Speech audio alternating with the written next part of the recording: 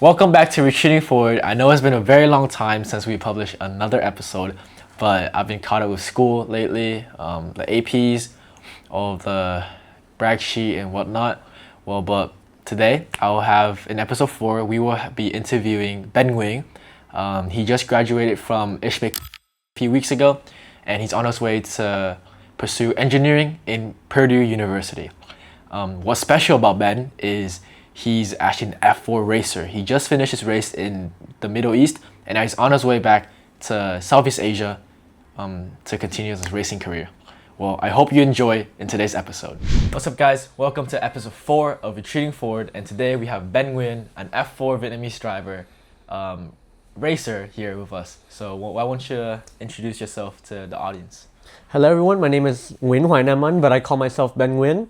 I'm a Vietnamese Formula 4 racing driver. I've competed in the Middle East as well as in Southeast Asia. And for the last few years or so, I've been competing in championships. And as well, I'm also a recent graduate from the International School of Ho Chi Minh City. That's pretty awesome, bro. Well, can you explain to the audience what it's like to get to F1? Because obviously that's the ultimate goal when you're trying to race. Can you explain the ladder trying to get up to there? Yeah, so the Formula 1 is obviously the final goal. That's only 22 people can reach that at any certain year. And it starts off with karting. So many racing drivers, they'll be 5 years old or something. They'll get their first go-kart, and they race in go-karting for quite a while until they're old enough to race in Formula 4, which is usually 15. So when they get to 15 and they feel like they're ready, they'll jump into the Formula 4 car, which is what I'm driving mostly now. And then after that, this is where the confusion comes in, but you actually don't go straight to F3, you go to Formula Regional. Formula Regional is kind of like a smaller, lighter, slower F3 car, less power, and they compete regionally, so you'll have a Formula Regional Championship in Asia, in the Middle East, in Europe, in America, and so on.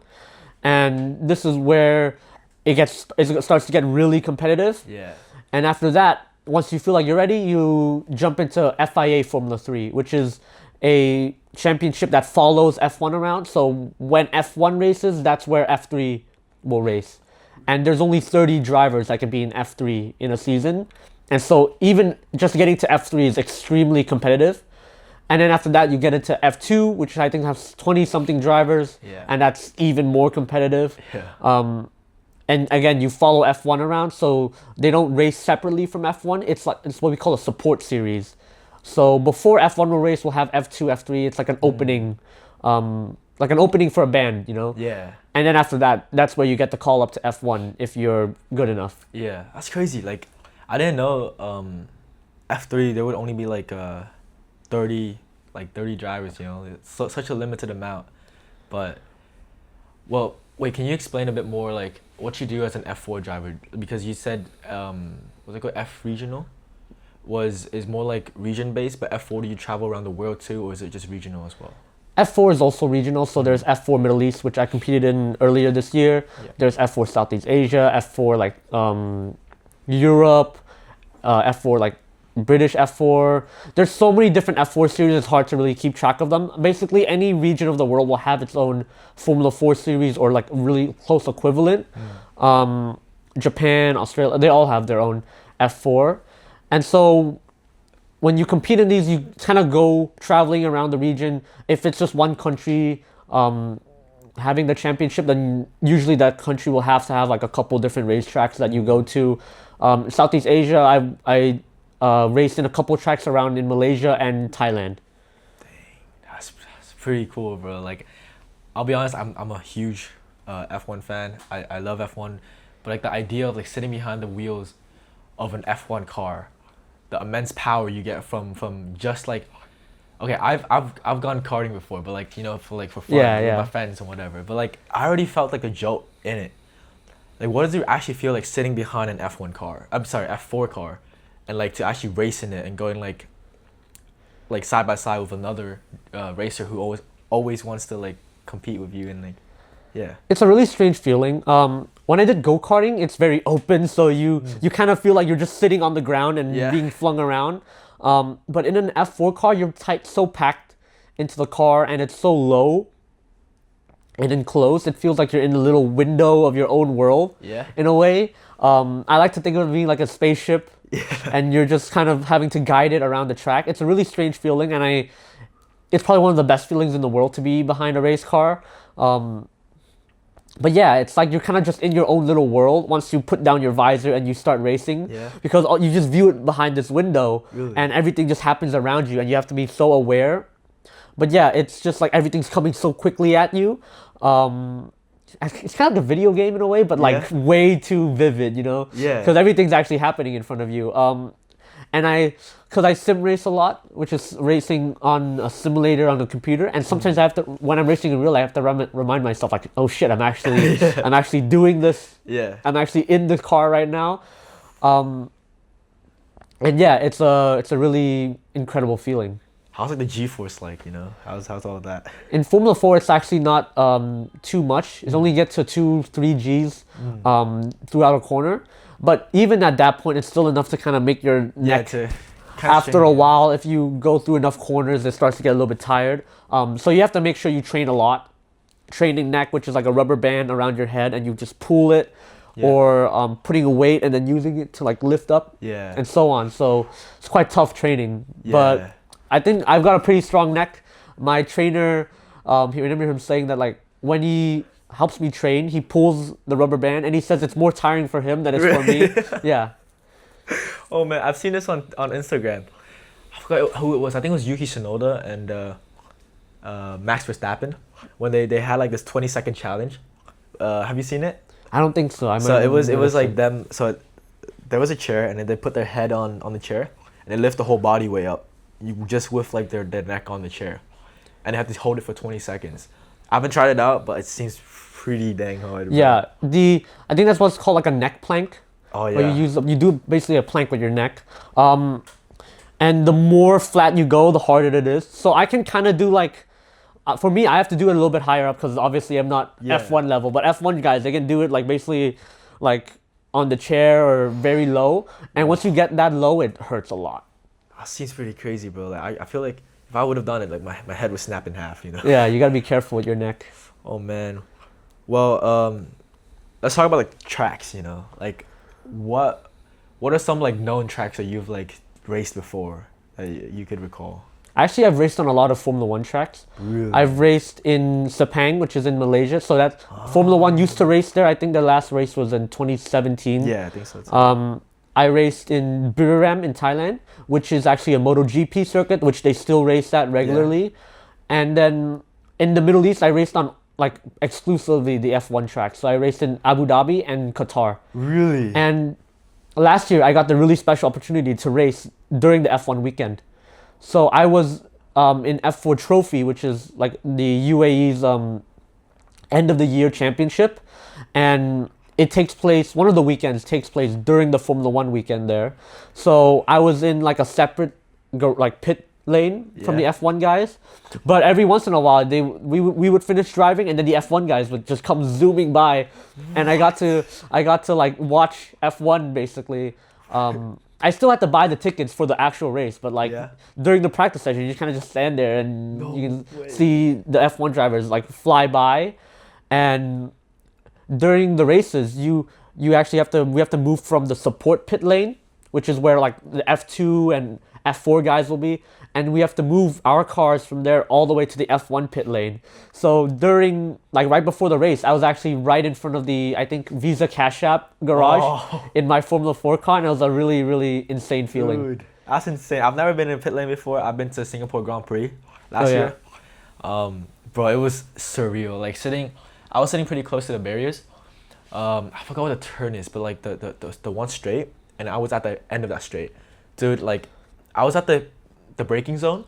If for our audience, the braking zone is like this area at the end of a straight or at the end or when you're approaching near a corner where you have to brake before you turn or else you just, you know, straight into the barriers.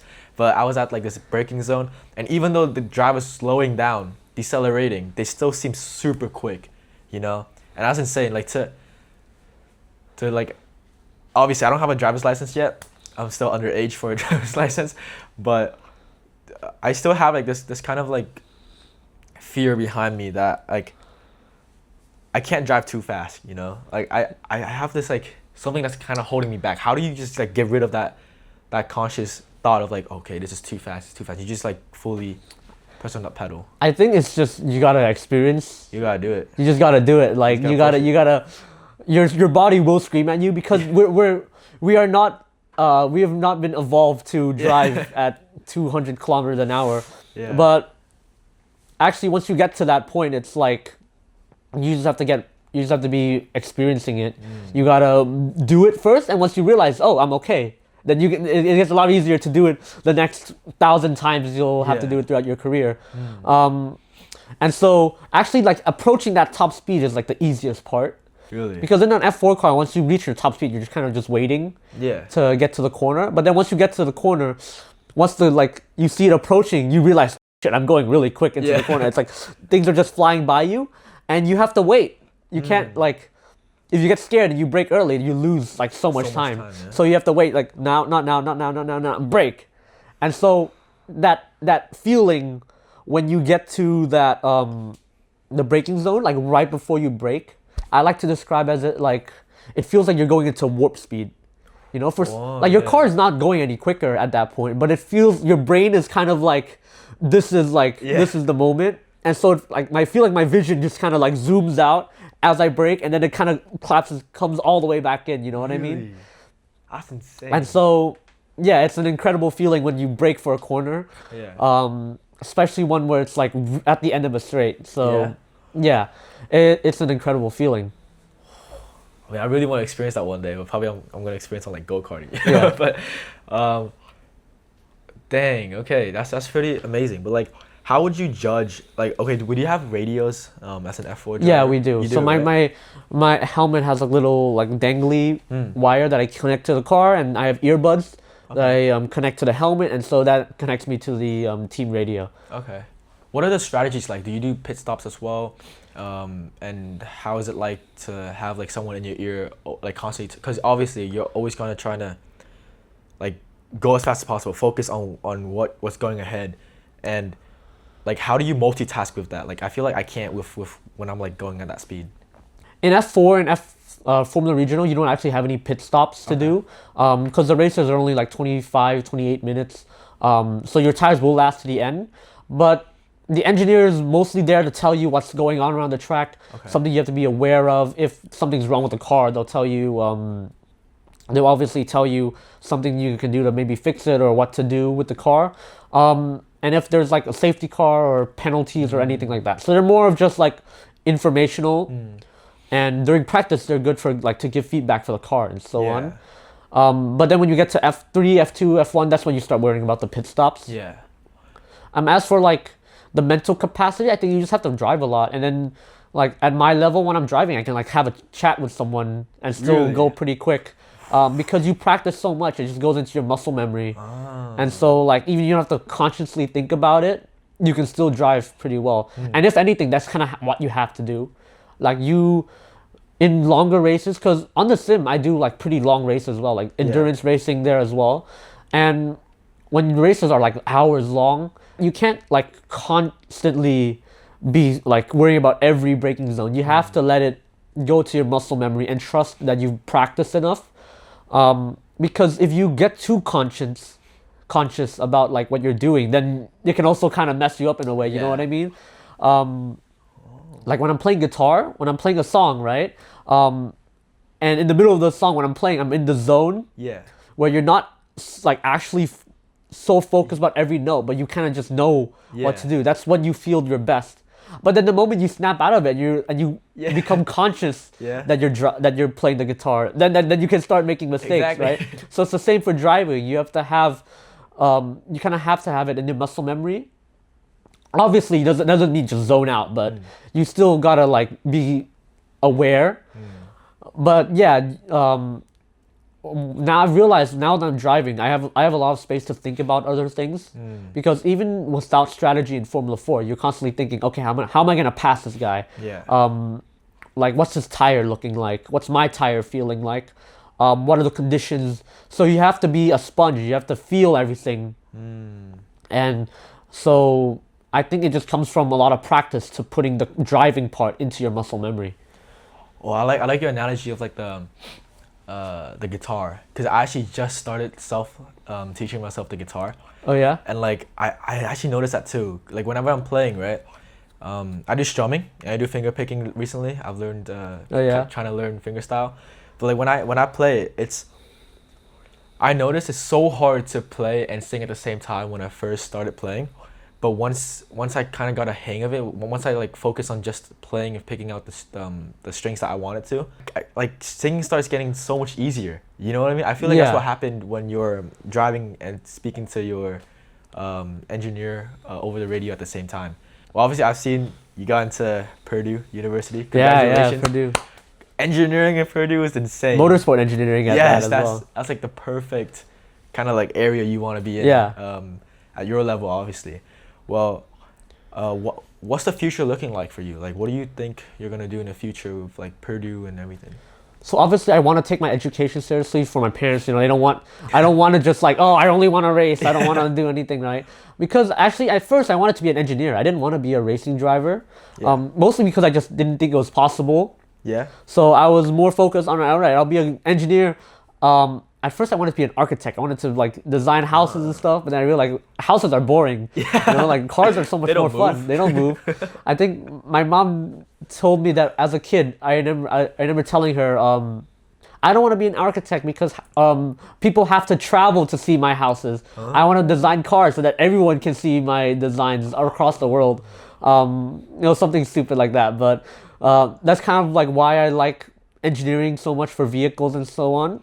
Because it's just like you're working so hard to put together this machine that functions incredible. Yeah. And does whatever, right? But so yeah, I wanted to be an engineer, and then the racing kind of got as like a little side plot. But then now I'm putting a little bit more focus into racing, because you have to in sports you have to dedicate. Absolutely. And I don't want to waste my parents' money by not taking it seriously, right? So. Yeah. I'm more focused on that, but I still have engineering at the back of my mind. That's why I'm going to Purdue to ensure in the future that after I finish racing, because you won't race for your whole life, and there's no guarantee that it works out. I'll have something to fall back on and be an engineer, and I still will be involved in the garage. I'll still be there, doing what I love, which is being around race cars. And so that's kind of my plan. And yeah, that. As like engineering will also help me in racing. Like if I have a better understanding of the science of what's going on with the car, then like that can only be beneficial in racing itself. That's actually beautiful. That's like I see what you mean by that. And it's, man, to be at an F1. Okay, I've stood next to like model cars before. Like I don't think they're okay. I've been around F1 cars, but there were no engine inside of it, so you can't really like. Yeah, the show cars. Yeah, like the show cars at like airports or whatever, but they're so detailed. I've been to this London. I was in London, this F1 showroom or whatever. It was like a walk around. We walked around. We looked at F1's history and all of that. Yeah. And actually, I've got to see the RB16B, the championship winning one with Max Verstappen's number 30. 2021. Yeah, 2021 one. It was so intricate. Like you could see all the aerodynamics part of it, and that's like it's so fascinating to me how people could like even research that. How do you like what do you mean by this one little like fang or thing on the wing would help you by like how many tenths of a second per lap? It's all just like cumulative, it all adds up, and then that could be the difference between a win or a lose. Sometimes races are won by 0.0 something seconds, so you never know. Man.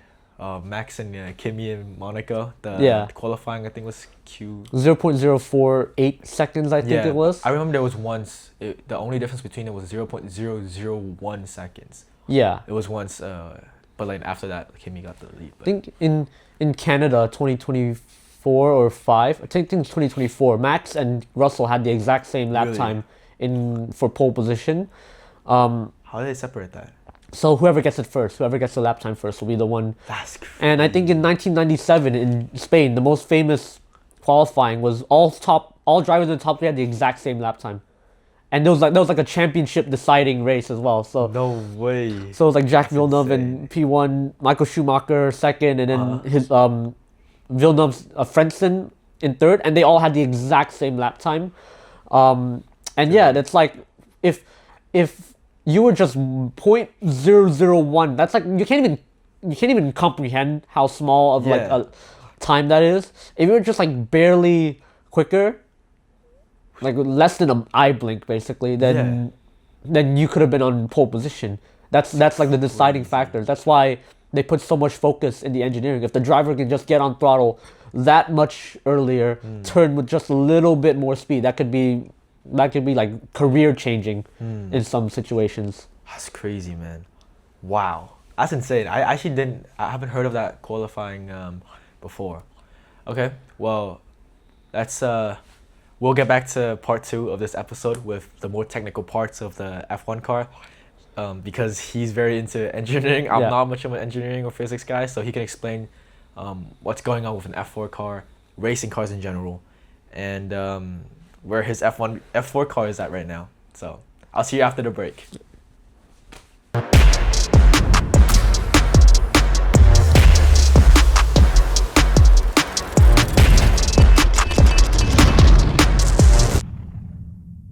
All right, guys, welcome back to episode 4 after the break, and now we're gonna continue with like Ben being a student athlete himself, because he's obviously just graduated like not too long ago, Yeah. and as well the technical stuff of the F4 car. So, well, let's start with like education wise, right?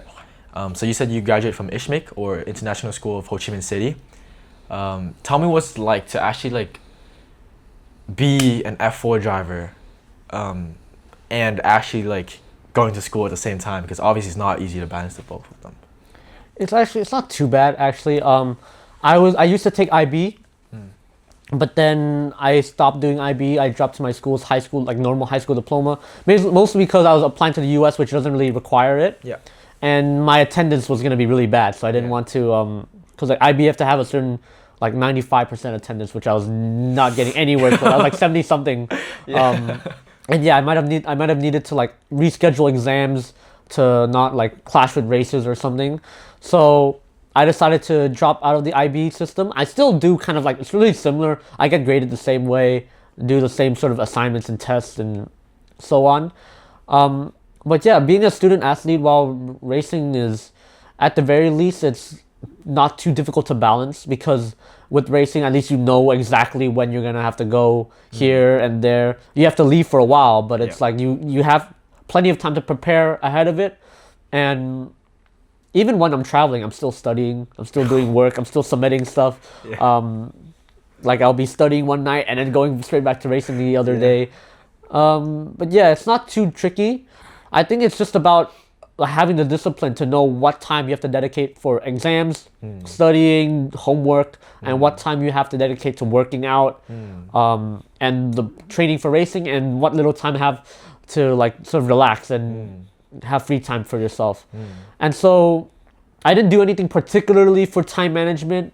I was mostly just like, okay, at this time I'm gonna study.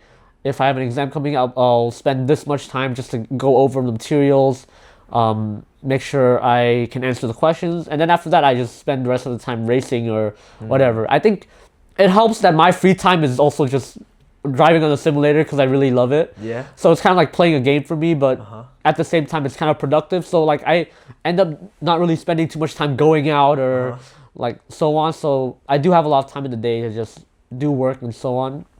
And yeah, it's really not too difficult actually. It's pretty fun. It's pretty fun. Cause like think about it. Oh, teacher, I'm not gonna be here. I'm gonna be driving a race car all Yeah. day. It's probably possibly the best excuse you can give to anyone. Oh man, that's and my so dream. yeah. Wow. Well, okay. So like, obviously, I feel like there's just like two ends of the spectrum, where you could. I feel like I don't know, because I'm not a racer myself, but I feel like racing is not like more exciting, more dynamic. So your everyday lifestyle might not be the same, because you're always constantly traveling. You're constantly going to different places to race. As a golfer, I think I lay more in between the two. It's very exciting for me too, because like you play like different places in Vietnam, and I also play internationally sometimes, which I get to fly around.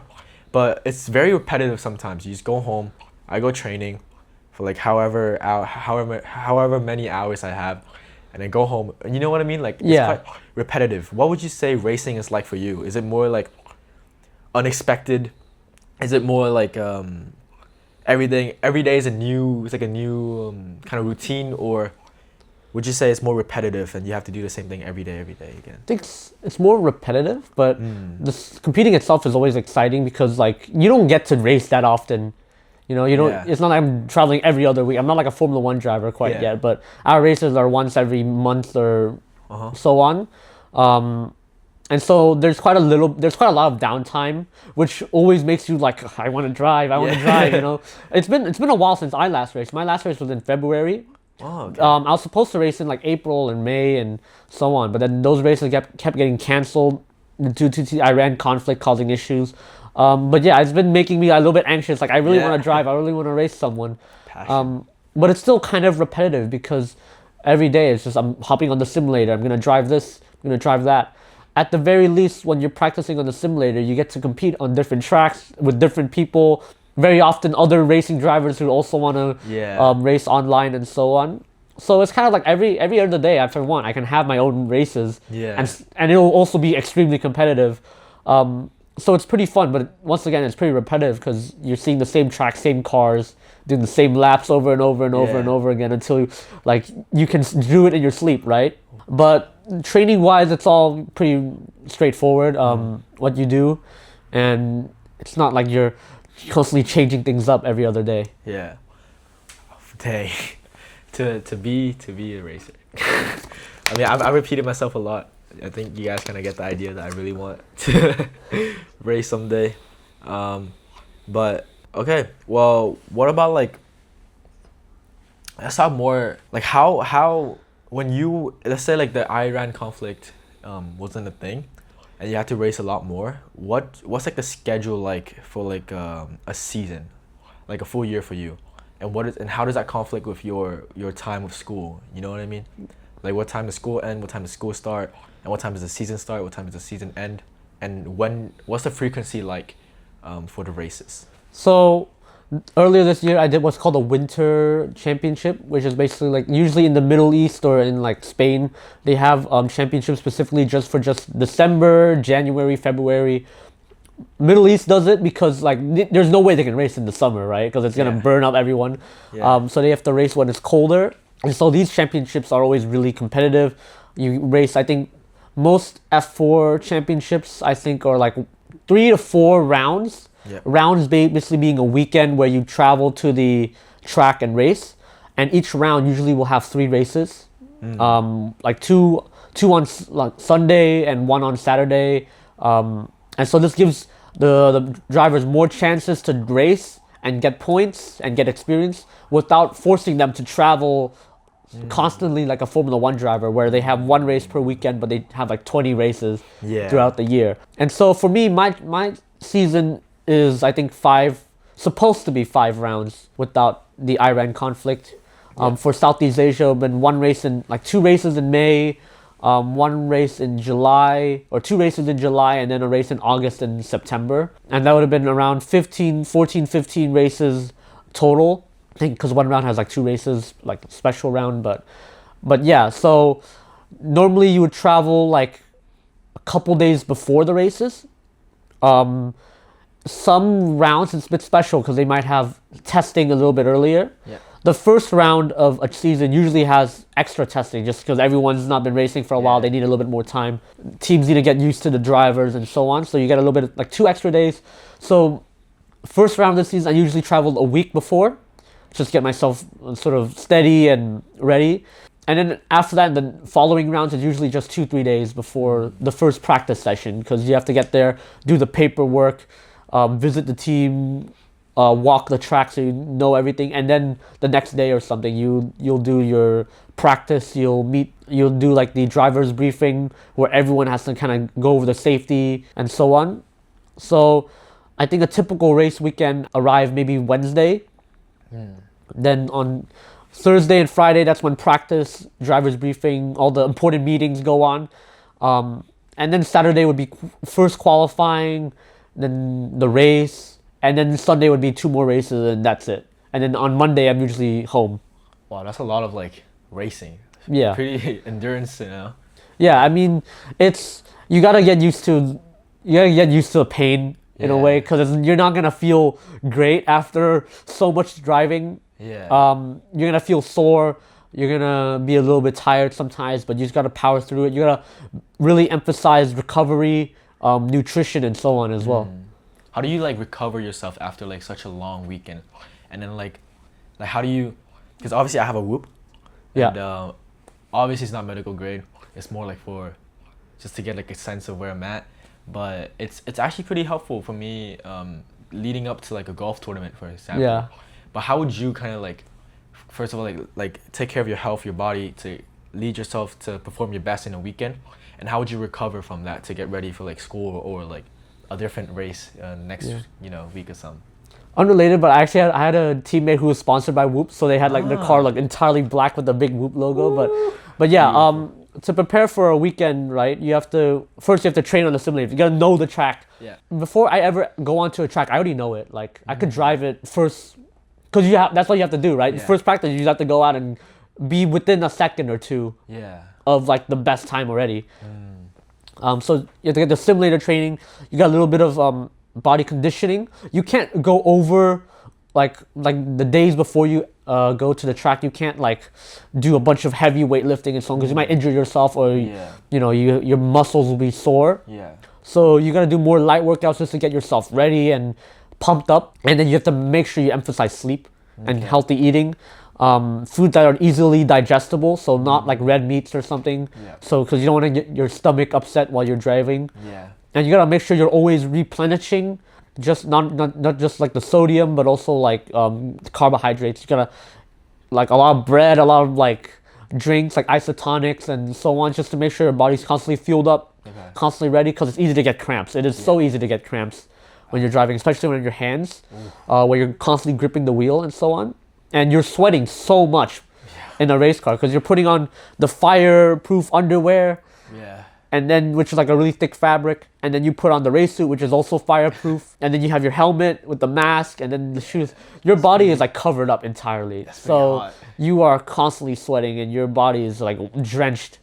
So you got to make sure you replenish the water, as well as all the salt and so on.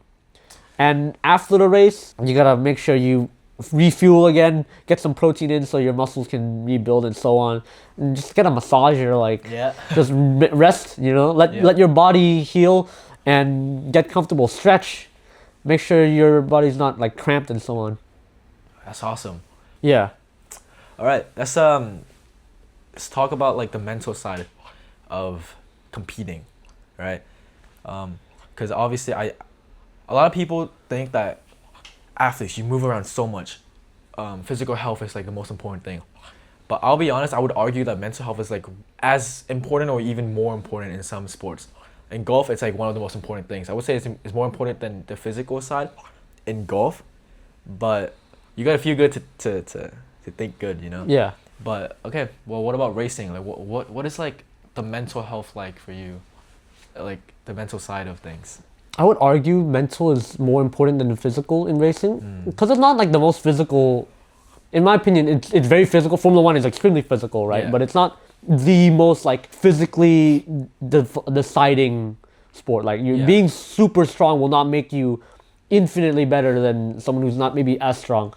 Like for example, I like to think like if Max Verstappen like took over my brain, he could still put the car on pole position with my body. Obviously, it would be a little bit more difficult if I'm not as strong, but still, like, it would be possible, because, like, I can turn the wheel, I can brake, I can stomp on the pedal as hard as anyone else can. And it's just the brain, what the brain is deciding to do with that is the deciding factor.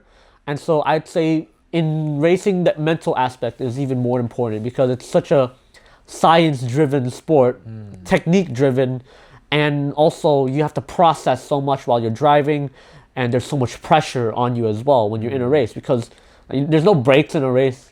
Yeah. Like you can't take a break, you can't stop, you just have to keep driving, and that takes a toll on your brain, especially when someone is chasing you, or when there's a championship on the line, or when there's talks about your career. So much distractions that can affect your mental capacity that you have to try to block out and focus on the driving, because at the end of the day, you're controlling something, and you have to have the mental capacity to do that as well as you can.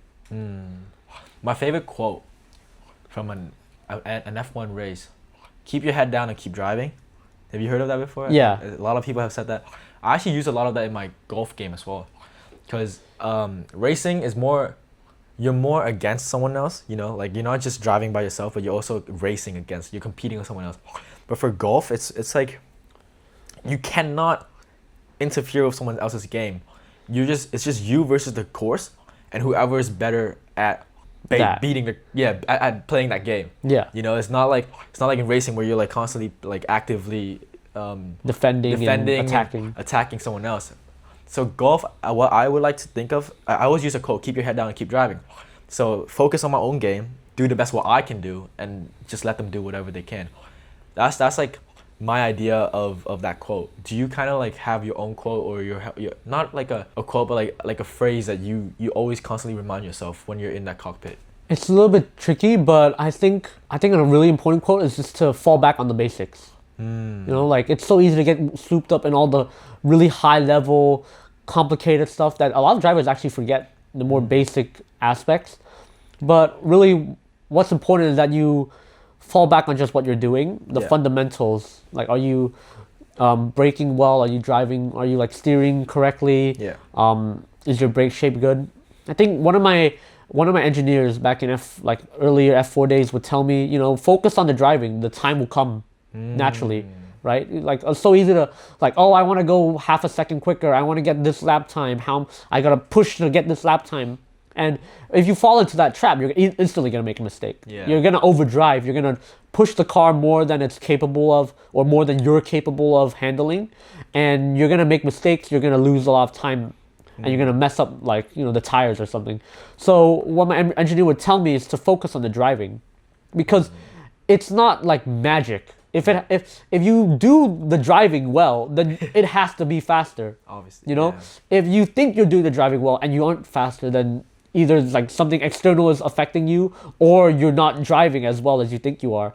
So it's really important to fall back on what you yourself are doing, because you are the one in control of your machine. And if you can get the technique right, then the lap time will obviously come to you. Yeah. Right? And I think that's probably the best advice I often give myself when I'm driving and I feel like I'm slow. It's like, okay, Ben, stop thinking about the lap time. Don't even look at it. Yeah. Like, so I think one time I was go-karting and like there was a dash that told me the lap time. My coach would just like tape it up. Really? Like, don't look at it. Just focus on driving well. And even on the simulator, I do the same thing. I'll turn off all the the lap time delta, or the things that tell me how fast I'm going. I turn it off. I have to feel it.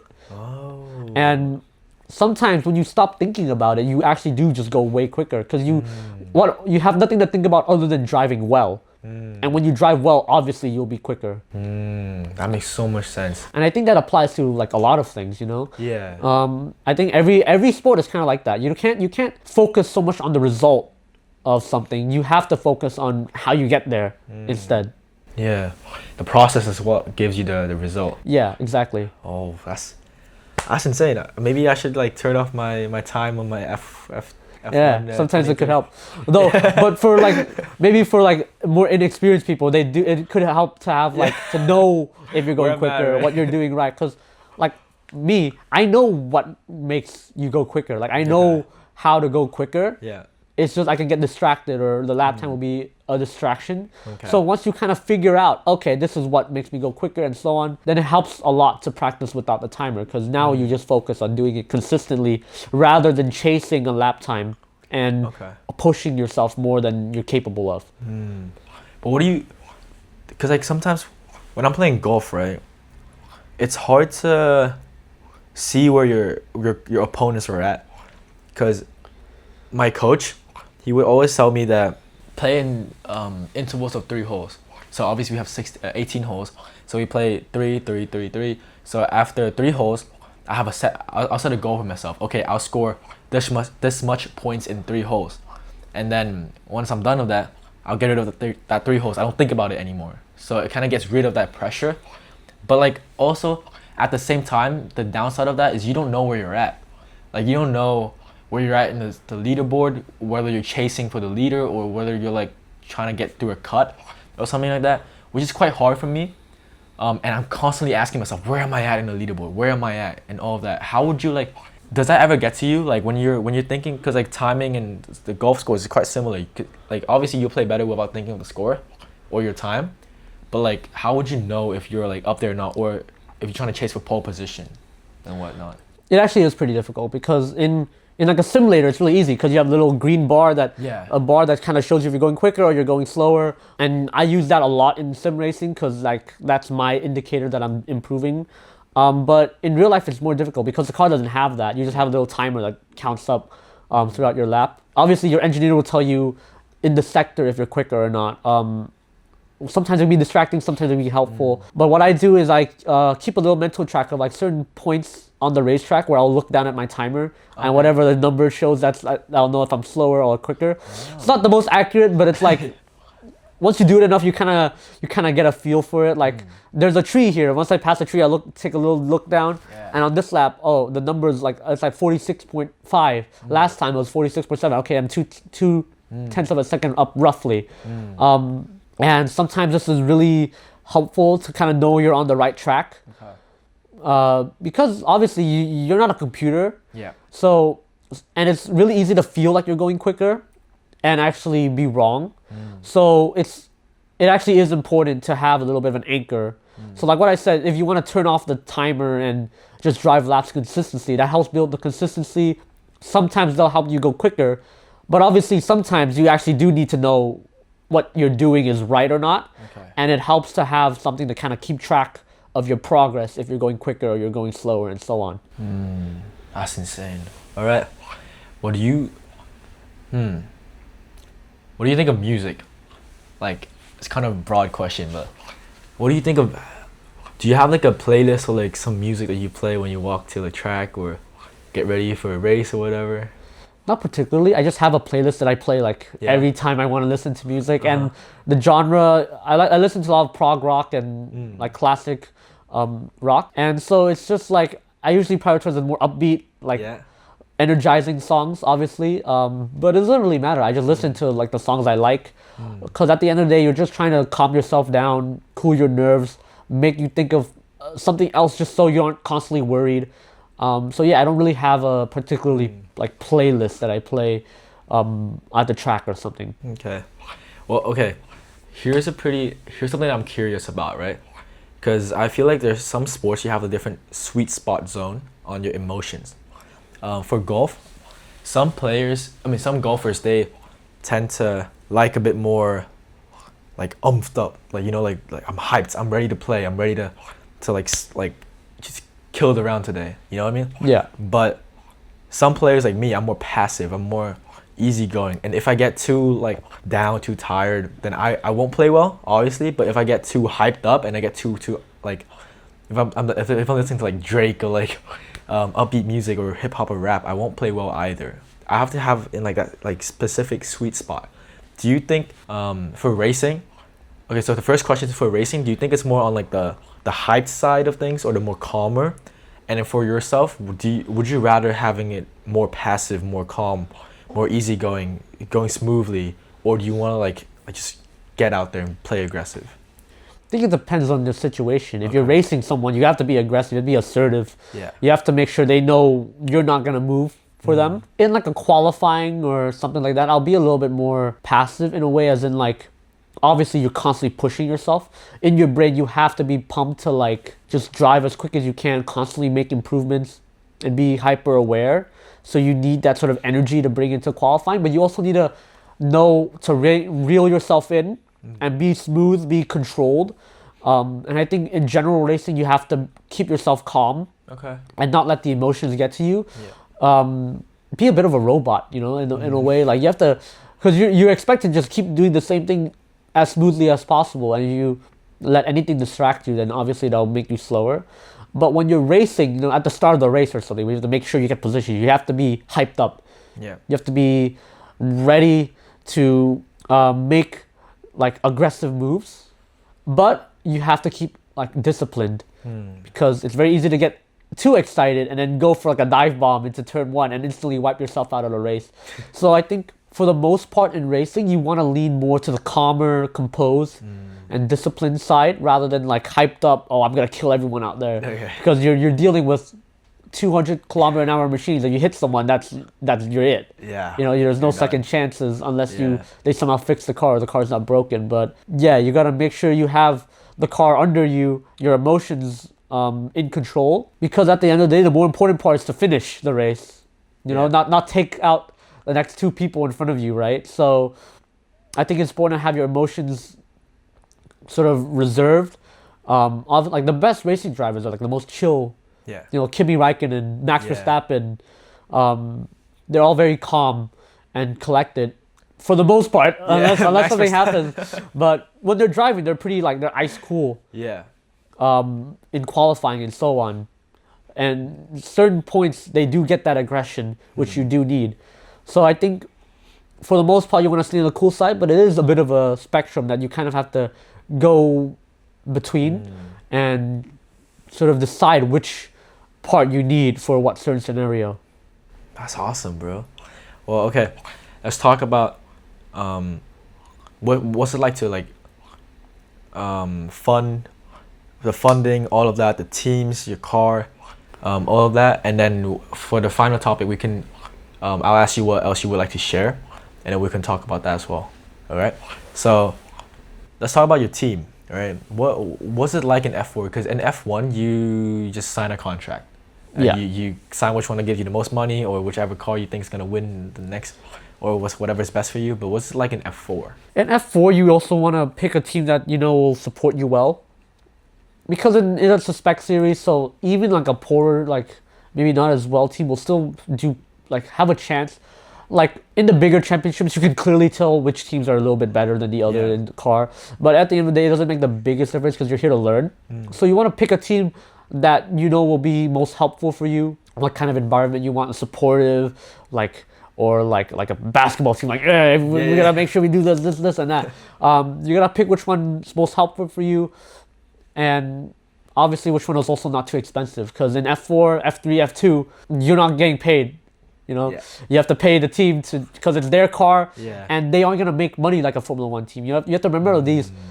It feels weird to pay to do it, and obviously it's like, oh, you're a paid driver. You're only here because of money, right? But it's like everyone's here because of money. Yeah. Because they had the money to do it. Because the team, these like F4 teams, they aren't making money anywhere else other than the drivers paying them. Like Yeah. the sponsors are pretty limited, Yeah. and they're not like a Formula One team where they have something else to sell, like Red Bull or Mercedes or so on. Yeah. So they have to make money somehow, and so that comes from the driver. The team will provide the car, they'll provide the engineers, they'll provide the data, everything, the support, and you just have to provide the money to make sure you actually are allowed to drive the car. So it gets expensive and it gets really difficult. Your parents pay for it, your sponsors pay for it. Even at this level, the sponsors are pretty limited.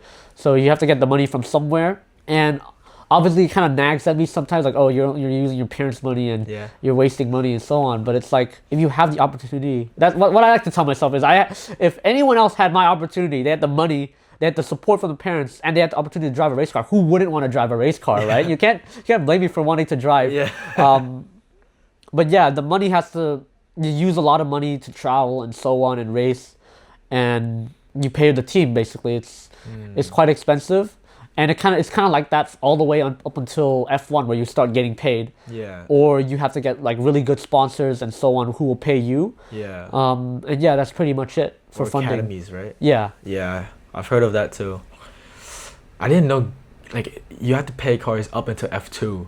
Like, I thought F2 was when they started paying you to, you know what I mean? But what about like the development? Like, how's it like to, so the development, do you just like depend on the team and just trust the team to build the car for you and just like develop the car over time, or?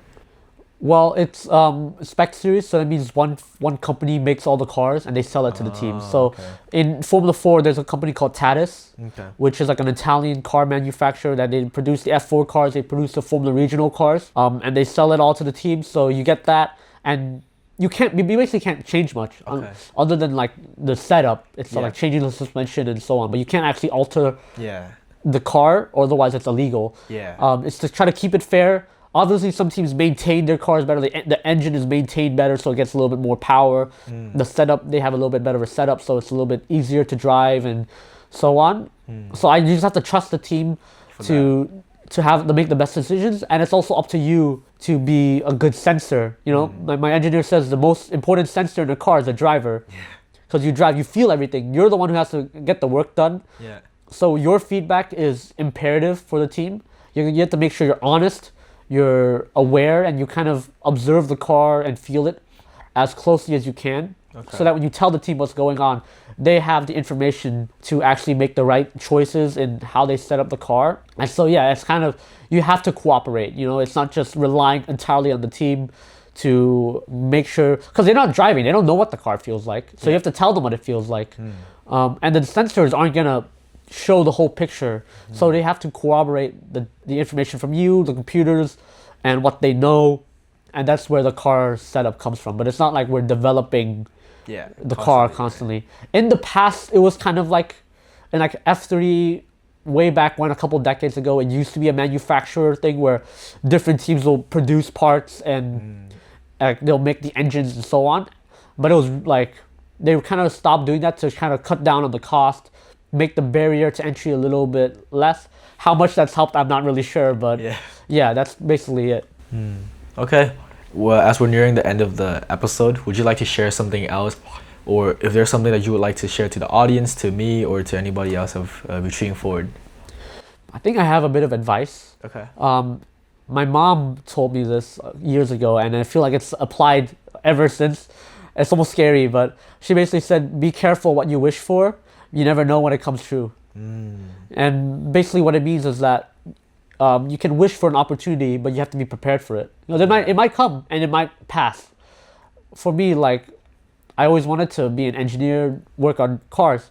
And so suddenly the opportunity came with the UCLA like summer program where they had like go-karting, and I took it because I could have easily gotten scared, like I don't really know, but I went for it anyway because I was prepared. I'd studied a lot, and that kind of helped pave the way for me to get into racing cars. Because when a team offered me the ability, like the possibility to learn and drive in a Formula 4 car, I could have easily gone like, oh, I'm not sure, I'm not ready, I've not done enough karting yet. But I was like, no, like I've done the simulator. I don't care if it doesn't go amazingly. I still want the opportunity, and I want to take it with both hands. So I think what I'm trying to say is that when you wish for something to come true, it might happen, but you got to be the one prepared for it. Luck comes to those who are ready to take it. Wow, it's been amazing.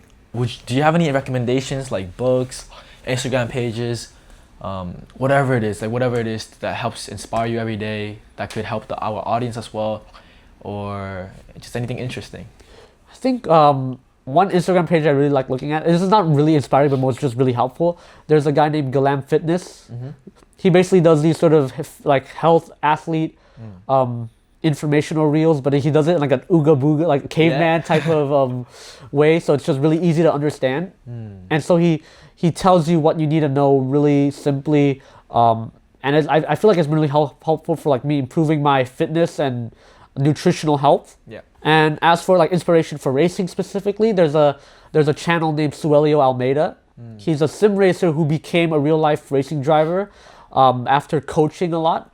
And his coaching is incredible because he not only does he go through the technique, but he also goes through the mental, the physical, and everything you need to know as a driver to perfect your craft. And outside of that, I think another inspiration for me, just like watch like the Senna Netflix documentary. I think where I get a lot of my motivation is just watching racing drivers. You know, watching races, watch your competitors, follow all of their Instagrams, see what they're doing, because maybe one day you don't feel like going to the gym and you open your phone and you see another racing driver, your competitor, constantly working out. I was like, okay, no, I cannot fall behind this guy. You know, so it's good to keep your keep your friends closer, your enemies closer, you know? Yeah, that makes so much sense.